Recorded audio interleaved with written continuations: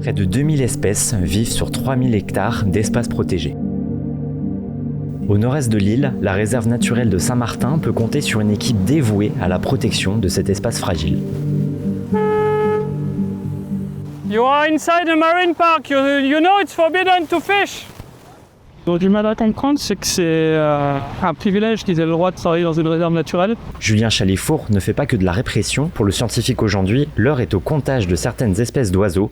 Et pour ça, direction les 4 coins de la réserve, du Rocher Créole jusqu'aux falaises de Tintamarre. Pour savoir comment ce milieu et ces espèces répondent à nos actions, il faut les suivre et voir leur dynamique d'une année sur l'autre et même d'un mois à l'autre. Donc là, chaque année, on a un suivi protocolé, scientifique, pour voir combien de pailles-en-queue ou de nodibrins viennent sur ce secteur qui est une zone de falaise, donc une zone privilégiée pour le nichage des oiseaux marins. Est-ce qu'ils arrivent à nicher, combien il y a de nids et potentiellement combien il y a d'envols de jeunes qui viennent compléter la population. Depuis 2009, armés de leurs jumelles, Julien et son équipe inspectent le moindre recoin de ces rochers. Et là, le but, c'est de trouver les pailles-en-queue en particulier, mais on regarde toutes les autres espèces d'oiseaux marins ou les iguanes. On note un peu tout ce qu'on peut observer. 2 fois par semaine, les agents de la réserve naturelle prennent la mer, mais aujourd'hui, une autre observation doit avoir lieu, celle des tortues.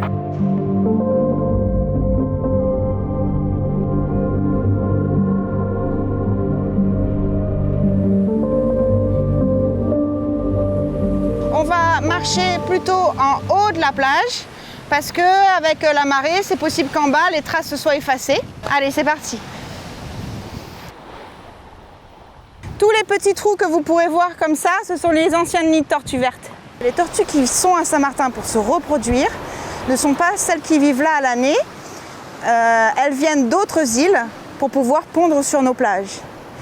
Et à l'inverse, on a donc des tortues qui vivent ici en alimentation, qui se développent ici toute l'année. Pour la première fois cette année, on a mis un protocole d'étude pour ces tortues résidentes, ces tortues en alimentation ici. Ce protocole, c'est la photo-identification. Et cette photo-identification permet de construire une base de données essentielle pour ces agents afin de reconnaître les individus. L'avantage de cette méthode, c'est que c'est une méthode qui est non invasive. Chaque tortue a une disposition d'écaille qui est propre à elle, comme nos empreintes digitales, et donc c'est important d'avoir les 2 différents profils. La saison de ponte des tortues est lancée depuis début mars.